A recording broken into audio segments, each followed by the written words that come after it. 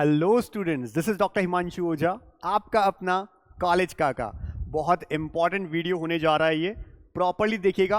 Video की length ज़रूर बड़ी होगी लेकिन प्रॉपर सारी डिटेल इन्फॉर्मेशन आपको मिल जाएगी, क्योंकि आप ऑल इंडिया काउंसलिंग में पार्टिसिपेट करेंगे नीट के बाद में काउंसलिंग के अंदर। वहाँ सब लोग जा सकते हैं बिना डोमिसाइल सर्टिफिकेट के, लेकिन अगर आपको अपने स्टेट में पार्टिसिपेट करना है उसके लिए आपके पास में डोमिसाइल सर्टिफिकेट या फिर जो हम आज डिस्कस करेंगे उनमें से कोई डोमिसाइल रूल आप अगर फॉलो करते हैं तो ही आप स्टेट काउंसलिंग में पार्टिसिपेट कर सकते हैं आपकी स्टेट में 85% स्टेट कोटा के लिए। कई बच्चे होते हैं जो दो स्टेट्स की रूल्स को फॉलो करते हैं, हालांकि वो दोनों में पार्टिसिपेट कर सकते हैं, लेकिन उसके लिए प्रॉपर चीजें आपको पता होनी चाहिए। इनकेस अगर किसी स्टेट में ये लिख दिया गया है कि आप लिख करके दे रहे हैं कि हम किसी और स्टेट में डोमिसाइल क्राइटेरिया नहीं फॉलो कर रहे हैं या हम कहीं और एलिजिबिलिटी अपनी शो नहीं कर रहे हैं, ऐसा आपने लिख दिया तो फिर एक ही जगह पार्ट करिएगा। तो वो सब चीज़ हम अपनी पेड काउंसलिंग में आपको बताते हैं। और पेड काउंसलिंग लेने के लिए नंबर आपको दिखता है, नीट यूजी पेड काउंसलिंग आप लिख सकते हैं। व्हाट्सएप करना है, केवल कॉलिंग नहीं, व्हाट्सएप इस नंबर पर हम आपको बता देंगे। चैनल को सब्सक्राइब करके रखिए, ऐसे इंफॉर्मेटिव वीडियो और कहीं तो नहीं मिलेंगे, ये दावा है हमारा। अब देखिए, एक एक स्टेट का यहां पे डोमिसाइल रूल आपसे डिस्कस हो रहा है। आप चेक करिए कि क्या आपके स्टेट में आप इस रूल को फॉलो करते हैं, तो आप बिल्कुल स्टेट काउंसलिंग में बैठने लायक हैं। स्टार्ट करते हैं दिल्ली से। दिल्ली का डोमिसाइल क्राइटेरिया केवल इतना सा कहता है कि अगर आपने 11th-12th दिल्ली से की है, ठीक है, क्लियर कट ये बात कह रहा है कि आपने 11th-12th यानी कि 12th क्लास मेनली दिल्ली से पढ़ी है। दिल्ली की कोई भी स्कूल हो सकती है, दिल्ली एनसीटी की, ठीक है, दिल्ली एनसीटी या एनसीआर जिसको हम कहते हैं, यहां से आपने कोई भी बोर्ड हो लेकिन 11th-12th पढ़ी है, चाहे वो फिर सीबीएसई है, आईसीएसई है, जामिया है, कुछ भी हो, लेकिन आपने अगर वहां से पढ़ा है तो आप 85% स्टेट कोटा दिल्ली के लिए एलिजिबल हैं और आईपीयू के लिए भी एलिजिबल हैं। तो ये आप ध्यान रखें, दिल्ली 85% रूल ये कहता है। बात करते हैं राजस्थान के डोमिसाइल क्राइटेरिया की। तो देखिए, अगर आपको राजस्थान में ये चाहिए, अब कई बच्चे क्या होते हैं, रहने वाले वेस्ट बंगाल के हैं, रहने वाले यूपी के हैं, रहने वाले महाराष्ट्र के हैं, राजस्थान में अगर पढ़ाई कर रहे हैं, वो बोलते हैं कि सर हमने 11th-12th राजस्थान से पढ़ा तो हम राजस्थान में भी काउंसलिंग करवा सकते हैं क्या? नहीं, ये उसका एक आंसर भी है। और आप चेक भी करिए, राजस्थान का अगर डोमिसाइल क्राइटेरिया आप फॉलो करते हैं, यहां का रूल फॉलो करते हैं, तो आपको डोमिसाइल सर्टिफिकेट मिलेगा, वरना नहीं मिलेगा। दिल्ली के लिए सर्टिफिकेट की भी रिक्वायरमेंट नहीं है, अगर आपने 11th-12th मार्कशीट भी दिखा दी काफी है। ऐसा भी कुछ जगह पे है, जैसे यूपी में 10th 11th 12th वहीं से किया, मार्कशीट है, चलेगा। लेकिन कुछ जगह सर्टिफिकेट की रिक्वायरमेंट होती है, डोमिसाइल सर्टिफिकेट आपको प्रोड्यूस करना पड़ता है, बनवा करके लेके जाना है। वो बनेगा तभी जब आप इनमें से कोई एक रूल को फॉलो करते हो। चेक करते हैं राजस्थान के लिए क्या है। The candidate must be a certified resident of the state of Rajasthan. पहली बात, सर्टिफाइड रेजिडेंट है। सर्टिफाइड का मतलब क्या है? आधार कार्ड, या तो आप कह सकते हो, या वोटिंग आईडी में, वोटर आईडी में आपके पेरेंट्स का नाम है बहुत साल से, तो आप यहां के ही हो। फिर parents of the candidate must have lived in Rajasthan for a minimum period of 10 years and the candidate must have studied the state from class 8th to 12th। आपके पेरेंट्स 10 साल से रह रहे हैं और आपने 8 से 12th यहां पे पढ़ा है, केवल 11th-12th पढ़ा नहीं मिलेगा, ये 5 क्लास पढ़ी है, तब जाकर के आपको डोमिसाइल सर्टिफिकेट मिलेगा।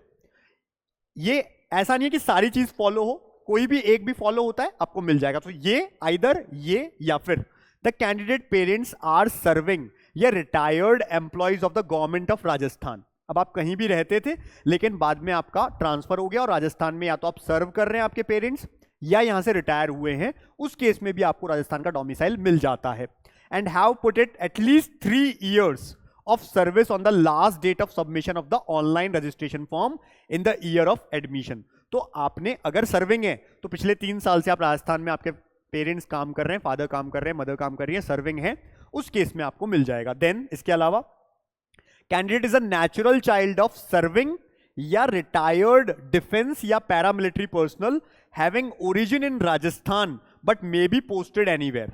तो राजस्थान के रहने वाले, कोई डिफेंस के अंदर है, पैरामिलिट्री सर्विसेज में है, लेकिन उनका अभी कहीं और पोस्टिंग हो गई है, पर वो रहने वाले राजस्थान के, उनको भी डोमिसाइल सर्टिफिकेट मिल जाएगा राजस्थान का।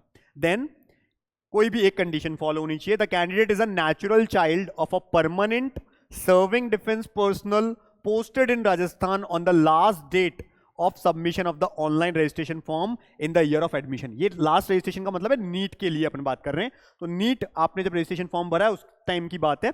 आप परमानेंट या सर्विंग डिफेंस पर्सनल जो राजस्थान में अभी पोस्टेड है उनके चाइल्ड होने चाहिए।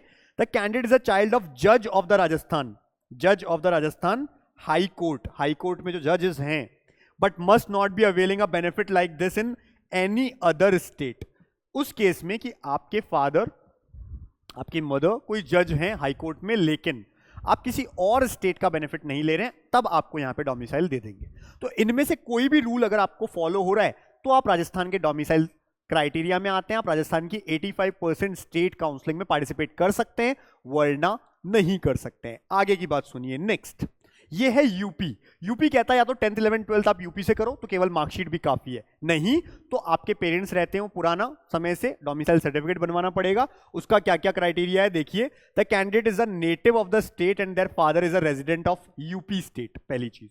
दूसरा, candidates whose parents have lived in the state of UP for a minimum of 3 years, 3 साल कम से कम आपके जो पेरेंट्स हैं वो यूपी में रहे हों। तो राजस्थान का 10 साल था, यहां केवल 3 साल है इसलिए।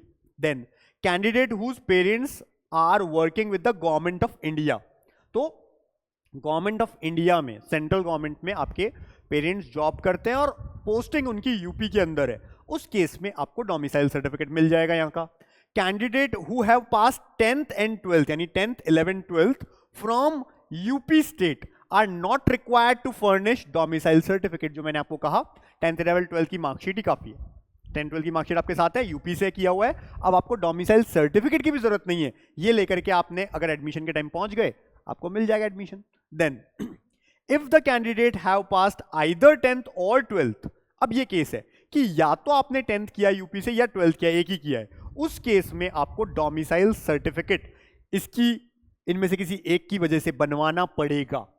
From the state of UP they would be required to furnish UP residence proof of their parents. तो लिखा रहता है सामान्य शासन करके, ठीक है, एक अलग अलग नाम से आता है, कहीं डोमिसाइल सर्टिफिकेट, कहीं पर आप देखेंगे मूल निवास प्रमाण पत्र, कहीं सामान्य निवास प्रमाण पत्र, ये सब उनके ऊपर लिखा रहता है, ये सब डोमिसाइल सर्टिफिकेट का नाम है। तो ये एनसीईआरटी में लिखा, ये आपके यूपी के लिए लिखा रहेगा। और क्या लिखा रहेगा आपका, मेनली ये लिखा रहेगा कि सामान्य निवास प्रमाण पत्र और नीचे यूपी उत्तर प्रदेश शासन, ऐसा करके बनता है, ठीक है।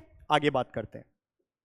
नेक्स्ट है आपका महाराष्ट्र के लिए डोमिसाइल क्राइटेरिया क्या है, रूल क्या है, उसे समझ लेते हैं। तो देखिए महाराष्ट्र के लिए क्या क्या चीजें हैं। पहले तो एक है कैंडिडेचर टाइप ए, ऐसा वेस्ट बंगाल में भी आपको मिलेगा ए बी सी अलग अलग फॉर्मेट, यहां महाराष्ट्र में है ए में क्या कहते हैं, the candidate should have pass their 10th and 12th from the state of Maharashtra. पहली चीज 10th और 12th जो है महाराष्ट्र से की हुई होनी चाहिए, फर्स्ट। दूसरा, the candidate should have a domicile certificate from the state of Maharashtra, domicile certificate भी होना चाहिए वहां से, जो कब मिलेगा, lived there for a period of 10 year, अगर आप वहां पे 10 साल रहे तो ही मिलेगा, वरना नहीं मिलेगा।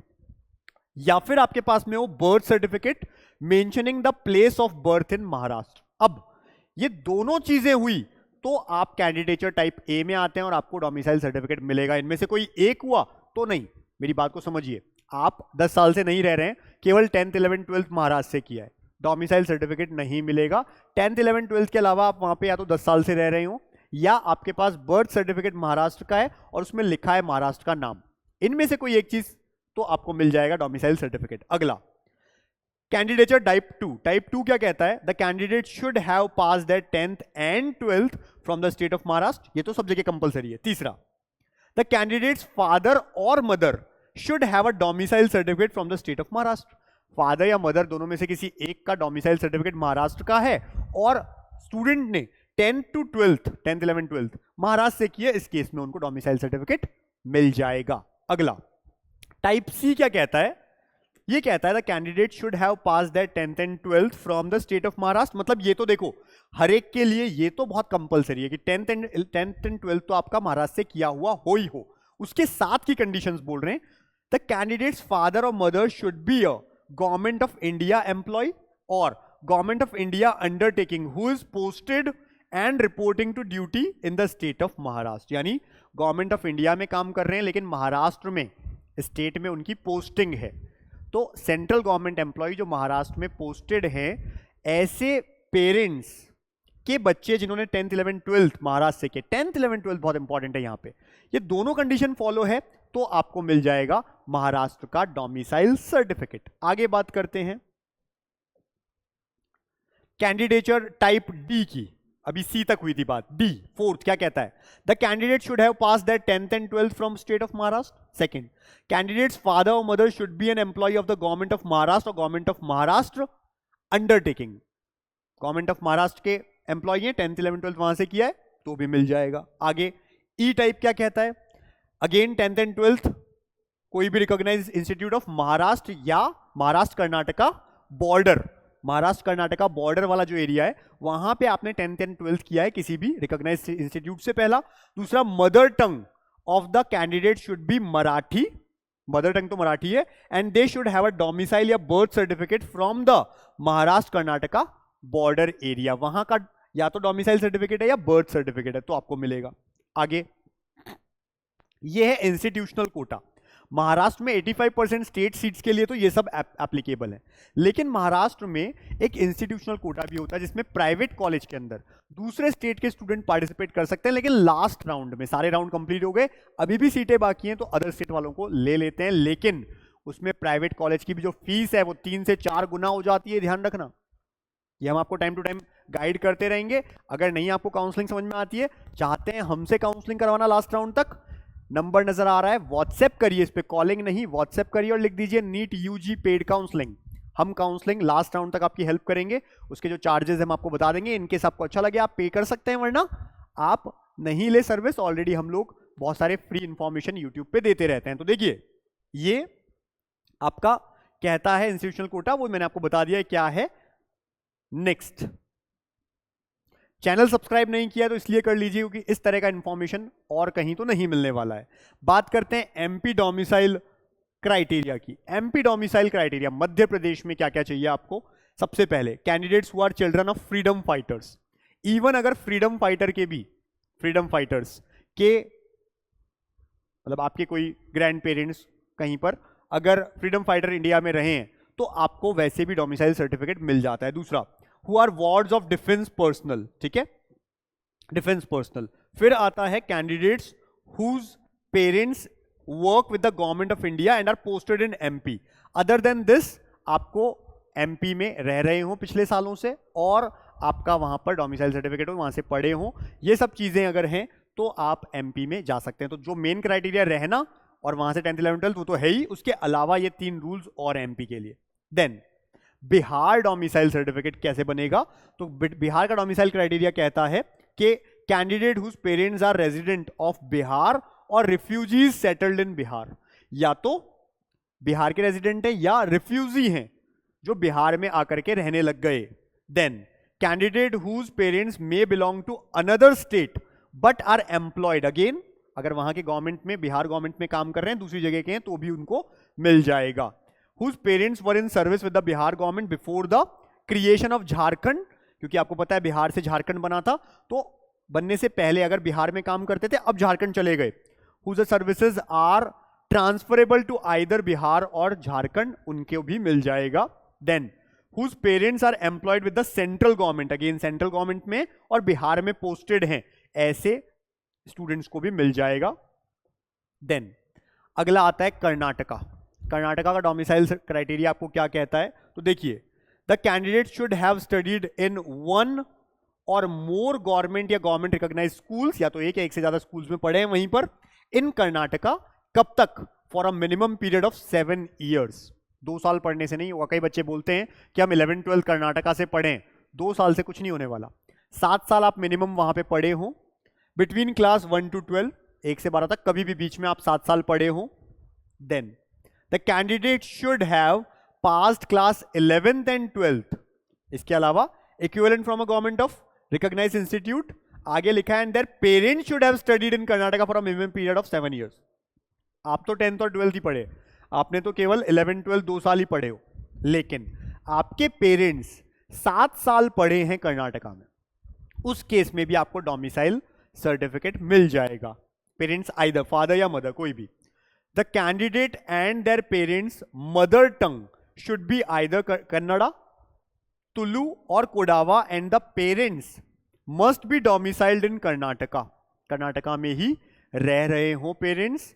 The candidate must have studied in an educational institute outside of Karnataka and should be residing outside of Karnataka as of May 11 of the particular year. The candidate shall undergo a Kannada language test conducted by the KEA. तो अगर आपकी mother tongue Kannada है या इनमें से कोई भी एक है, चाहे आप बाहर भी पढ़े हैं, आपको एक टेस्ट देना है, कन्नड़ लैंग्वेज टेस्ट देना है जो KEA लेता है. अगर आपने इसको क्लियर कर लिया तो आपको डोमिसाइल सर्टिफिकेट मिल जाएगा.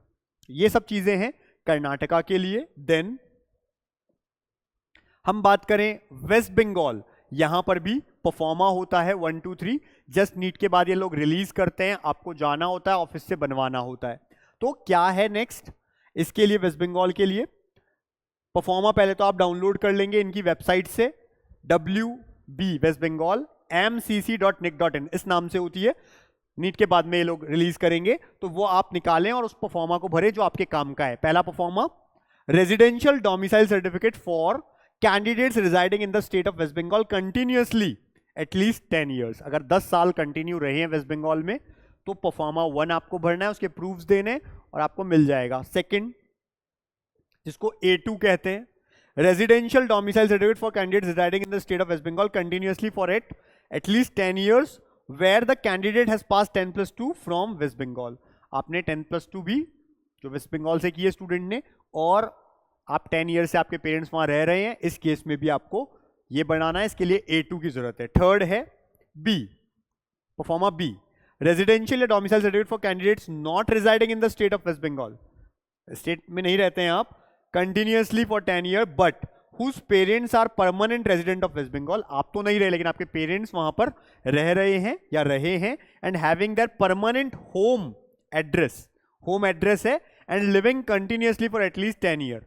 अभी नहीं रहे हूं, पहले कभी रहे हूं, ये परफॉर्मा आपको भरवाने होते हैं. इसके अकॉर्डिंग आपको डोमिसाइल सर्टिफिकेट मिल जाता है और आप 85% स्टेट कोटा वेस्ट बंगाल में पार्टिसिपेट कर सकते हैं. नेक्स्ट बात करते हैं उड़ीसा के डोमिसाइल क्राइटेरिया की. उड़ीसा क्या करता है? The candidate eligible for Orissa permanent native होना चाहिए उड़ीसा का, या फिर children of all India civil service officers serving in the state of Orissa. तो अगर आपके पेरेंट्स उड़ीसा में रहे, रेजिडेंट हैं, प्रॉपर प्रूफ है कि इतने साल से हम रह रहे हैं, आइदर होम एड्रेस हो कुछ भी चीज, तो उस बेस पे आपको डोमिसाइल सर्टिफिकेट उड़ीसा में मिल जाता है. Next, domicile criteria of Haryana. Haryana का डोमिसाइल क्राइटेरिया क्या कहता है?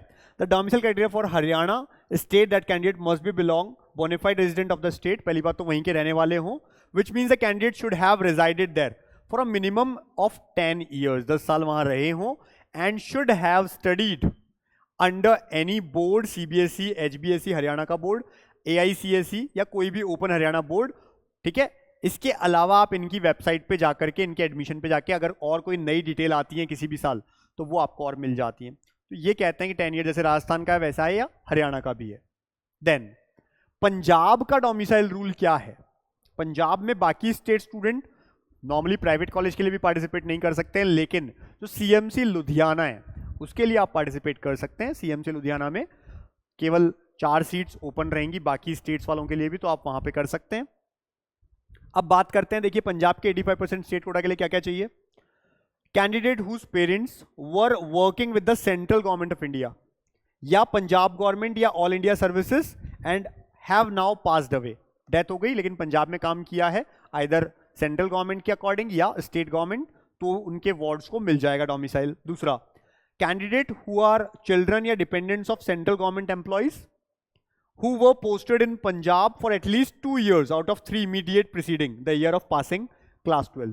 12th उन्होंने जब पास की उससे पहले कम से कम 2 साल इमीडिएटली वहां पर सर्व किया हो आपके पेरेंट्स ने, but were posted outside of Punjab for some time during this period. बाद में चाहे आ गए हो लेकिन उससे पहले एटलीस्ट 2 साल पंजाब में उन्होंने काम किया हो, उस बेस पे आपको डोमिसाइल सर्टिफिकेट मिल जाएगा. Next, candidate born in Punjab who are children of late defence या पैरामिलिट्री पर्सनल. पैदा तो आप पंजाब में हुए हैं, आपके बर्थ सर्टिफिकेट में भी पंजाब का नाम लिखा है, लेकिन आपके पेरेंट्स या फादर की डेथ हो जाती है डिफेंस पैरामिलिट्री पर्सन में, तो उस अकॉर्डिंग भी आपको मिल जाएगा. Candidates who are children of defence personnel, defence में है और पंजाब में पोस्टेड है, उनको मिल जाएगा। Candidates applying under the NRI minority quota are also eligible to avail the state quota seats, ठीक है, जो आज नहीं रहते लेकिन कभी रहे हैं। देन इसके बाद हम बात करते हैं उत्तराखंड की। उत्तराखंड में डोमिसाइल क्राइटेरिया क्या कहता है?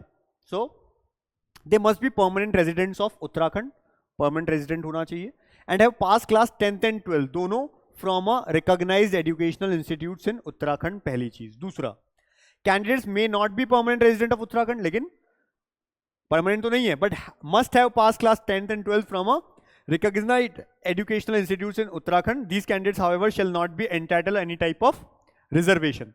तो अगर आपने केवल 10th 11th 12th उत्तराखंड से किया है, हालांकि आपने कोई भी वहां पर रहने वाले नहीं है, लेकिन फिर भी आपको उत्तराखंड का मिल जाएगा डोमिसाइल सर्टिफिकेट। लेकिन ऐसा नहीं है कि आप ओबीसी एससी एसटी कुछ भी अपने स्टेट से हैं और वहां पर भी कहलाएंगे, वहां आप जनरल कहलाएंगे, तो आप कास्ट का बेनिफिट नहीं ले सकते हैं इस बेस पे। नेक्स्ट है aspirants who are permanent resident या domicile holders of Uttarakhand but have passed class 10th and 12th from a recognized educational institute outside of the state. रहने वाले तो यहीं के ही हैं, लेकिन आपने 10th और 12th बाहर से करा है, उस केस में भी डोमिसाइल सर्टिफिकेट मिल जाएगा। अगली बात है गुजरात की। गुजरात का डोमिसाइल क्राइटेरिया आपको क्या कहता है? So the candidate should be a citizen of India, then overseas citizen भी हो सकता है, ओसीआई भी हो सकता है। दूसरा, केवल इस बेस पे नहीं मिल जाएगा, ये जरूर ध्यान रखिए, ऐसा नहीं है ये केवल आप इंडिया के रेजिडेंट है, उससे नहीं होने वाला, आगे बहुत टफ टास्क है, समझिए। कैंडिडेट्स हु आर बॉर्न, क्योंकि गुजरात में दूसरे स्टेट के स्टूडेंट्स प्राइवेट कॉलेज के लिए भी एप्लीकेबल नहीं है, केवल जिनके पास ये डोमिसाइल सर्टिफिकेट है, 85% स्टेट कोटा है, वो ही government as well as private college के लिए भी वही एप्लीकेबल है। इसलिए बात पे जोर दे रहा हूं, सुनिए। और नहीं पता चलता है, मैंने बता दिया है, पेड काउंसलिंग लेनी है, व्हाट्सएप नंबर दिया है, व्हाट्सएप करिए, message NEET UG paid counselling. Channel subscribe करके रखना, वरना इस तरह की कई चीजें मिस हो जाएंगी। आगे, कैंडिडेट्स बॉर्न इन गुजरात और have the domicile of Gujarat, या तो डोमिसाइल है या वहां पे पैदा हुए हैं, have pass class 10th and 12th, दोनों चीजें कंडीशन, 10th एंड 12th भी गुजरात से होनी चाहिए, किसी भी बोर्ड से हो, लेकिन ठीक है, provided that the school is situated in the state of Gujarat. अब 10th 12th केवल है तो भी काफी नहीं है, आप या तो बॉर्न हुए हो या डोमिसाइल सर्टिफिकेट आपके पास होना चाहिए, तब जाकर के 10th 12th करना। कुछ बच्चे गुजरात के होते हैं, बाद में कहते हैं हम एनआरआई हो गए, किसी और जगह चले गए, 10th 12th नहीं किए तो भी नहीं मिलेगा, महाराष्ट्र की तरह यहां पर भी। आगे, candidate whose parents are in all India services, Gujarat government कहीं पर भी, और गुजरात गवर्नमेंट में है या फिर ऑल इंडिया में है। अगर गुजरात गवर्नमेंट से है, ऑल इंडिया से है, सेंट्रल है, लेकिन गुजरात के बाहर है सर, तो defence services having domicile of Gujarat but posted outside Gujarat, आज कहीं और पोस्टेड है क्योंकि सेंट्रल गवर्नमेंट में या डिफेंस में, लेकिन डोमिसाइल गुजरात का है उनके पास, तो उनको भी मिल जाएगा। Candidates who are born out of the state, किसी और जगह पे पैदा हुए but 10th and 12th Gujarat से हुआ, need to produce domicile certificate, उनको डोमिसाइल सर्टिफिकेट रिक्वायरमेंट है, उसको ये दिखाना पड़ेगा कि हम यहाँ पर प्रॉपर्ली रहते हैं, रेजिडेंट है यहाँ के, ठीक है ना।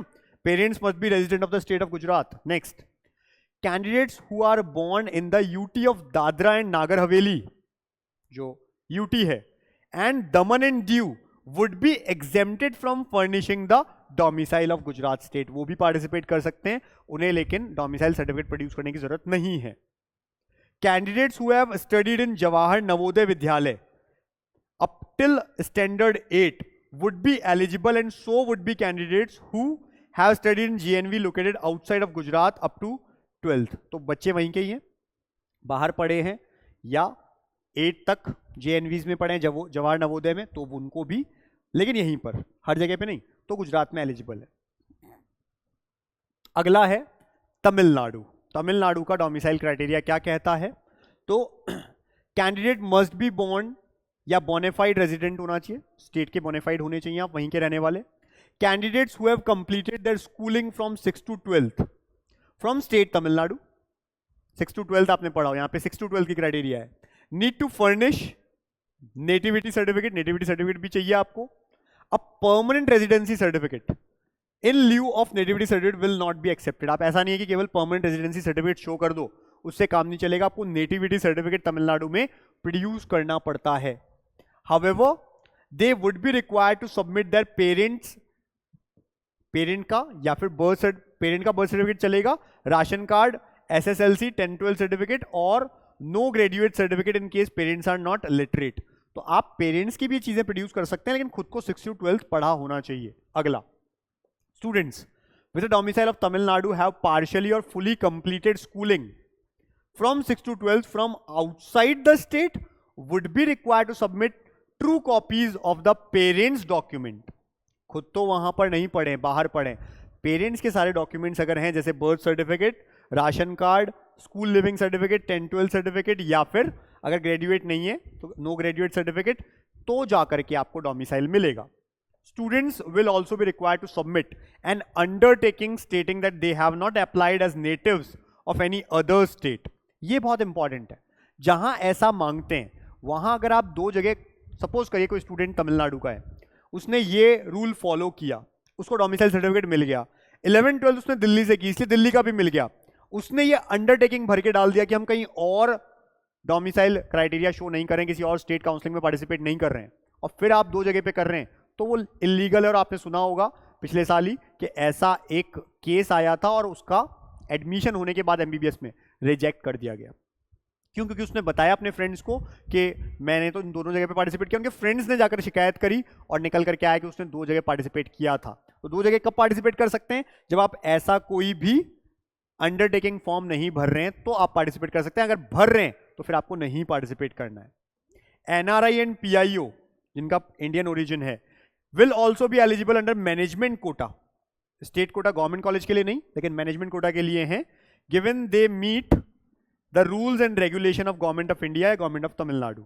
Then students from other state, दूसरे स्टेट के बच्चे तमिलनाडु रह रहे हैं, and students from other state who have studied, दूसरे स्टेट के हैं लेकिन 6 to 12 तमिलनाडु से पढ़ा है, will only be consider for admission under the open category and not in the state Kota. ये भी प्राइवेट कॉलेज के लिए ही पार्टिसिपेट कर सकते हैं, स्टेट कोटा के लिए नहीं। देन आंध्र प्रदेश की बात करें, आंध्र प्रदेश तेलंगाना में हम लोग देखते हैं प्राइवेट कॉलेज भी है, प्राइवेट कॉलेज के लिए कोई भी एप्लीकेबल है। 85% गवर्नमेंट कॉलेज के लिए कौन है उसके लिए बात कर रहे हैं हम। तो देखिए ये अलग अलग पार्ट्स में बटा हुआ है। अगर हम बात करें आंध्र प्रदेश, तो आप जानते हैं जो आंध्र प्रदेश के स्टूडेंट्स हैं that Andhra Pradesh is divided into 2 parts, one is Andhra university AU and the second one is SVU, Shri Venkateswara university SVU। Then आगे है जिनमें 7 डिस्ट्रिक्ट आती हैं। The non local candidates are eligible for 15% unreserved seat, क्योंकि आजकल वहां ऐसा कर दिया है। The local candidates are eligible for 15% unreserved and 80% local seats also. तो अगर आप वहां के हैं तभी आपको ये सीट्स मिलेगी, वरना 15% अनरिजर्व में जिनमें बाकी स्टेट के बच्चे आ रहे हैं वहीं आएंगे, प्राइवेट कॉलेज के लिए, गवर्नमेंट के लिए नहीं। AP लोकल एरिया में कौन कौन आएगा? तो following district of AU, SVU and OU, Osmania university Telangana areas are considered as the local area need domicile for MBBS BDS admission. जो कि क्या क्या होना चाहिए?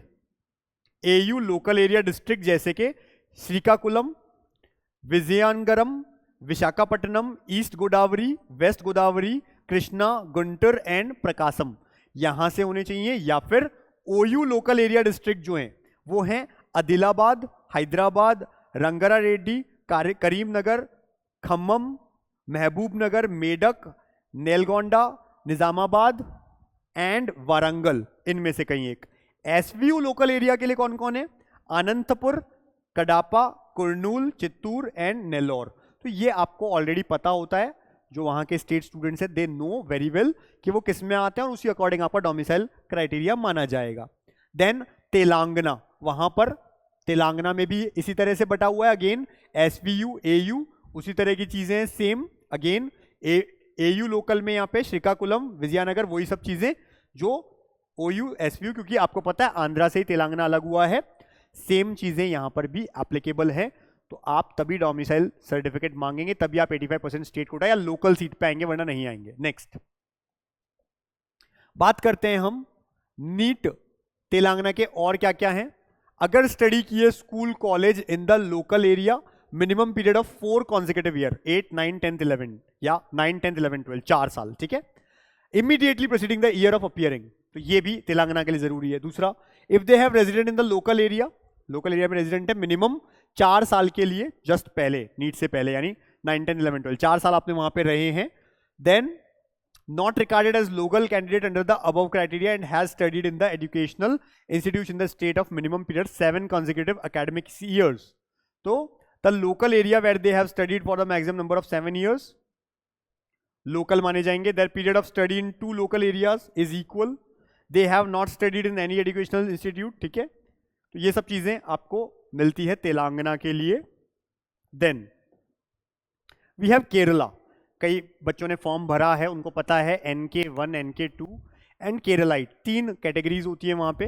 दूसरे स्टेट के स्टूडेंट्स NK2 में आते हैं जो प्राइवेट कॉलेज ले पाते हैं, NK1 में भी वहीं के, और केरलाइट जो मेन है वहीं के बच्चे, उनके लिए तो ये आप सब जानते हैं. केरलाइट, नॉन केरलाइट जो केरला ओरिजिन के ही हैं, और या फिर ऑल इंडिया सर्विसेज में है केरला के अंदर या दूसरे स्टेट में बट केरला के, तो उनको ये मिल जाता है. नॉन केरलाइट NK1 में आता है, study in qualifying in Kerala, but parents जो हैं वो कहीं दूसरी जगह से आए हैं.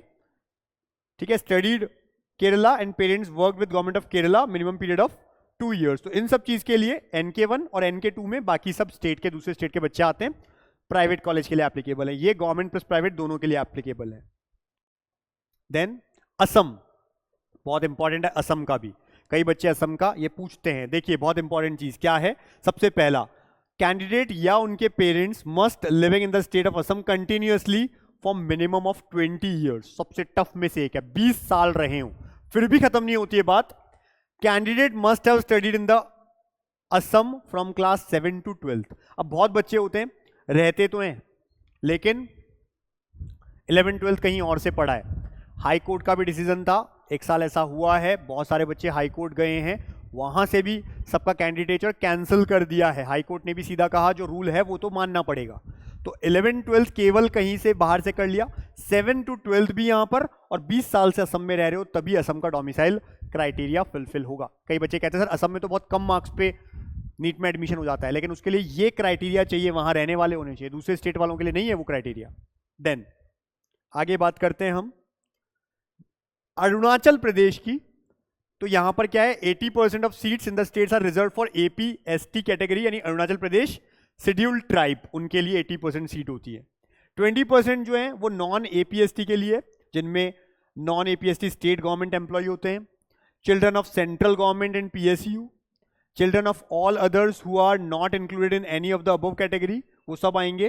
अरुणाचल प्रदेश में रह रहे हैं, या तो 3 साल से मिनिमम रहे हैं, या उन्होंने 12th पास की है, या फिर कहीं से भी 12th उन्होंने असम अरुणाचल प्रदेश में पास की है, तो वो यहां का डोमिसाइल क्राइटेरिया ले सकते हैं. Then we have again Andhra, जिसके बारे में अभी कुछ चीजें आ गई थी, लोकल नॉन लोकल, वही सब चीजें वापस रिपीट है. ठीक है, 7 consecutive years, वही जो तेलंगाना के ने कहा था वही सब चीजें यहां पर भी है. देन चंडीगढ़, क्योंकि चंडीगढ़ का अपना डोमिसाइल क्राइटेरिया है, वहां पर एक टॉप कॉलेज है, already you know, government medical college Chandigarh top college में से एक है. वहां का स्टेट क्राइटेरिया किसे मिलेगा, तो देखिए चंडीगढ़ कहता है aspirants who have studied in school recognized by the Chandigarh administration and situated in the union territory of Chandigarh, Haryana Punjab नहीं, चंडीगढ़ मेनली. दूसरा, candidates whose parents are residents of Chandigarh, Chandigarh के रेजिडेंट हैं, for the preceding 5 year, NEET से पहले 5 साल तक वहीं पर रहे हों.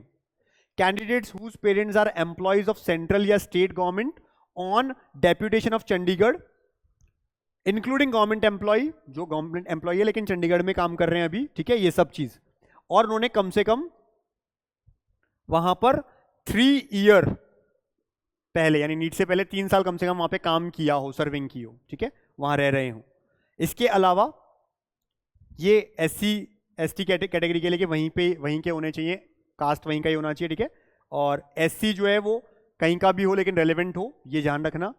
ये कुछ यहाँ के लिए बच्चों के लिए कहा गया है, तो ये चंडीगढ़ के लिए स्पेशल है. देन हम बात करें छत्तीसगढ़ की, वहां भी थोड़ा सा कट ऑफ नीचे जाता है. छत्तीसगढ़ का भी क्या कहता है, देखिए सबसे पहले बॉर्न छत्तीसगढ़ में पैदा हुए हो, या डोमिसाइल होल्डर है, डोमिसाइल सर्टिफिकेट उनके पास है, उनके पेरेंट्स के पास है छत्तीसगढ़ का. Must have pass class 12th from an educational institute in Chhattisgarh और any other board by the state administration, उस बेस पे भी मिल जाता है. Then parents of the candidate must be employees of central government या गवर्नमेंट ऑफ छत्तीसगढ़ जो वहीं पर रह रहे हो, तो इससे छत्तीसगढ़ का मिल जाता है, कट ऑफ थोड़ी कम जाती है। दादरा एंड नागर हवेली क्या कहते हैं इसके लिए? प्रायोरिटी देते हैं first given to applicants whose parents या guardians are domicile holder of UT of Daman and Diu and Dadra and Nagar Haveli, पहला, ठीक है। फिर स्टूडेंट ने पढ़ाई की हो कंटिन्यूअसली फ्रॉम 8 to 12, 5 साल, ठीक है, वहीं पर रहते हुए। फिर priority to given to candidate whose parents या गार्जियन ऑफ डोमिसाइल होल्डर, वहीं के ही हो। दूसरा, लेकिन इन्होंने पढ़ाई जो की है वो कहीं और से की है, इवन अब्रॉड से की है। पहले प्रायोरिटी में वो बच्चे आएंगे जिन्होंने वहीं से पढ़ाई की है और रहने वाले भी वहीं के हैं। दूसरा, रहने वाले तो पेरेंट्स वहीं के हैं लेकिन पढ़ाई कहीं और से की है। तीसरा, प्रायोरिटी 3, हुज पेरेंट्स या गार्जियंस आर एम्प्लॉइज, रेगुलर हो सकते हैं, deputation transfer of the UT administration, जो कि सेंट्रल गवर्नमेंट में या वहीं के स्टेट यानी जो यूटी है उनके लिए अंदर में होने चाहिए। They must have been posted continuously for the past 5 years, NEET से पहले 5 साल उन्होंने वहां पे पोस्टिंग की हो। Studied in a recognised school of Daman and Diu, Dadra and Nagar Haveli, 10th and 12th कम से कम वहां से की हो। इन सब बेस पे आपको दादर एंड नागर हवेली का मिल जाएगा डोमिसाइल क्राइटेरिया। गोवा की बात करें, जहां बच्चे कहते हैं बहुत कम कट ऑफ जाती है गोवा के कॉलेज में, वहां के लिए भी स्टेट 85% स्टेट कोटा तो आपके पास होना चाहिए, बिना उसके नहीं मिलेगा। तो क्या कहता है ये? Must have lived in Goa for minimum period of 10 years, 10 साल। 5 years of those whose parents और ग्रैंड पेरेंट्स वर बोर्न इन गोवा, जो पैदा जिनके पेरेंट्स वहीं हुए हैं वो 5 साल कम से कम रहे हो और बाकी सब 10 साल रहे हो, साथ ही साथ 12th क्लास भी वहीं से पास की हो, तब जाकर के आपको यहां का 85% स्टेट कोटा में डोमिसाइल मिलता है। Then we have HP, Himachal Pradesh, ठीक है। क्या कहता है यहां पर? तो देखिए, जिनके पेरेंट्स बोनाफाइड हिमाचल के हैं and who have passed at least 2 exam 8th to 12th और equivalent from recognised school situated in the state of Himachal, कोई भी 2 साल वहां से पढ़े हो और वहीं के रहने वाले हो। दूसरा, कैंडिडेट जो है बोनाफाइड है हिमाचल का, who have studied in Navodaya school in Himachal Pradesh और who have pass class 10 to 12th exam under exchange programme with other Navodaya school, जो एक्सचेंज प्रोग्राम नवोदय में चलता है, कहीं और भी भेज दिया, लेकिन 10 12th में यहां से थे हिमाचल से कहीं और भेज दिया, उनको भी मान लेंगे। वो कैंडिडेट जिनके पेरेंट्स बोनाफाइड नहीं हैं but are employees of central government या स्टेट गवर्नमेंट, ठीक है, only the following criteria are met. उनमें से क्या होना चाहिए? Parent should be employed with the government of a period of minimum 2 year, 2 साल तो कम से कम उनका रहा हो। कैंडिडेट शुड हैव पास 10+2 और equivalent from recognised school in Himachal Pradesh, इनमें से कुछ। Whose parents are regular employ of Himachal Pradesh government, जो भी है वहां पर रह रहे हैं, या 3 साल उन्होंने कम से कम या तो वहां या बाहर सर्विस की हो, रहने वाले वहां है, बाहर कहीं 3 साल सर्विस की है। Candidate whose parents are bonafide Himachal working outside of Himachal with other state government, वो भी एलिजिबल हैं। Whose parents are bonafide Himachal and serving, ex serviceman है या सर्व कर रहे हैं, defence paramilitary force shall be unconditionally exempted, तो उनको कोई दिक्कत नहीं है, डोमिसाइल मिल जाएगा वहां का। ये हो गया हिमाचल प्रदेश। देन देख रहे हैं आप सारे स्टेट का डोमिसाइल सर्टिफिकेट हमने कैसे बनता है, क्या क्राइटेरिया होता है, रूल्स क्या होते हैं, इस एक वीडियो में बना दिया है। आपको इस तरह का कंटेंट बहुत अच्छा मिलता रहेगा हर समय। चैनल सब्सक्राइब करके रखिए, वरना कई बार हम मिस कर देते हैं। आगे देखिए जम्मू एंड कश्मीर के लिए क्या है, तो देखिए जो कि यूटी है, अब the candidate should be a domicile of UT of Jammu and Kashmir या लद्दाख, इनमें से एक। दूसरा, and an aspirant must have passed higher secondary class 12th और an equivalent exam from a recognised statutory board university with English, physics, chemistry and bio from the state. Jammu से आपने 12th भी कर ली तो आपको JNK का डोमिसाइल मिल जाएगा। Then Jharkhand NEET, Jharkhand में क्या होता है, लोकल या परमानेंट रेजिडेंट है झारखंड के, उसके अलावा सर्टिफिकेट या कैंडिडेट परमानेंट रेजिडेंस हो, then domicile holder of Jharkhand, आपके पेरेंट्स के पास डोमिसाइल है, और 12th क्लास भी झारखंड से की है, तो इनमें से एक कंडीशन में आपको झारखंड का स्टेट डोमिसाइल मिल जाता है, 85% स्टेट कोटा मिल जाता है। आगे है candidates mother tongue should B, ये जैसे आपने पहले बात की थी वही सब रिपीट हुई हैं। देन अगर हम बात करें कर्नाटका के लिए एडिशनल बात, Manipur, for admission to Manipur NEET admission only permanent residents या डोमिसाइल होल्डर ऑफ मणिपुर, या डोमिसाइल या परमानेंट रेजिडेंट है वही एलिजिबल हैं, बाकी कोई भी नहीं है। क्लियर कट है। देन मेघालय की बात करें, क्योंकि इनमें खुद में कॉलेजेस नहीं होते हैं, ठीक है, कई जगह पे खुद के कॉलेजेस नहीं है, लेकिन वहां पर नॉर्थ स्टेट्स के लिए जो कोटा है वो एप्लीकेबल रहता है उन स्टेट्स के लिए। The aspirant must be a resident, permanent या डोमिसाइल होना चाहिए। 8th जो 8 नॉर्थ ईस्टर्न स्टेट है उनमें से किसी एक का। दूसरा, aspirant should have completed class 11th and 12th फ्रॉम किसी भी स्कूल से इंडिया से, ठीक है। Then Mizoram must resident Indian national and permanent resident of Mizoram, ठीक है, परमानेंट रेजिडेंट होना चाहिए उसको। फिर पौंडीचेरी की बात करें, या तो पेरेंट या कैंडिडेट कोई एक और गार्जियन जो भी है has been residing continuously in the union territory for at least 5 year, 5 साल से या तो स्टूडेंट रह रहा है, पेरेंट्स रह रहे हैं या गार्जियन रह रहे हैं। फिर SSLC स्कूल लिविंग सर्टिफिकेट है, हाई सेकेंडरी किया है, ठीक है, यहां से, और 5 साल पहले तक रहे हैं, यानी नीट से पहले 5 साल कंटिन्यूअस रहे हैं। Then children of natives of UT of Pondicherry who have declared and placed in UT for Pondicherry as their hometown and also certified by their respective heads office, ठीक है। फिर है whose parents are central या state government, या फिर UT के अंदर आते हैं, डिफेंस में है, सेंट्रल में है, कहीं पर भी है, और वहां पर रहे हैं at least a minimum continuous period of 3 year, NEET से जस्ट प्रायर 3 साल कम से कम आपने सर्विंग की है, या तो वहां पर आप सर्विस में है, सेंट्रल गवर्नमेंट में है, लेकिन पौंडीचेरी आपको लगा रखा है, या वहां के हैं और किसी और स्टेट में रह रहे हैं 3 साल कम से कम नीट से जस्ट पहले, तो भी आपको मिल जाएगा।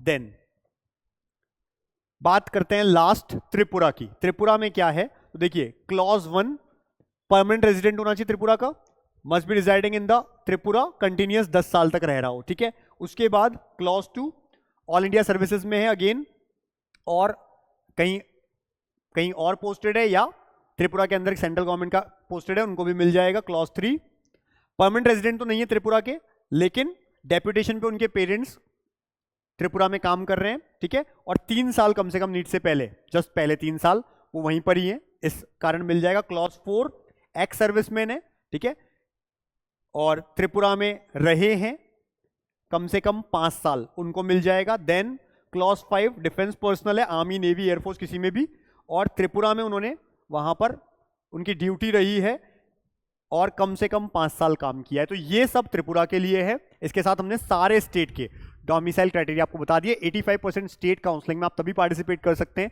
जब आपके पास इनमें से कोई एक क्राइटेरिया किसी स्टेट के लिए फॉलो होता हो, उस स्टेट का डोमिसाइल सर्टिफिकेट बना हो, या उसका कोई क्राइटेरिया फॉलो हो, तो आप उस स्टेट में 85% स्टेट कोटा में पार्टिसिपेट कर सकते हैं। इस तरह के इंफॉर्मेटिव वीडियोस अगर आपको लगातार टाइमली मिलते रहे, नोटिफाई होते रहे, इसलिए सब्सक्राइब करना है।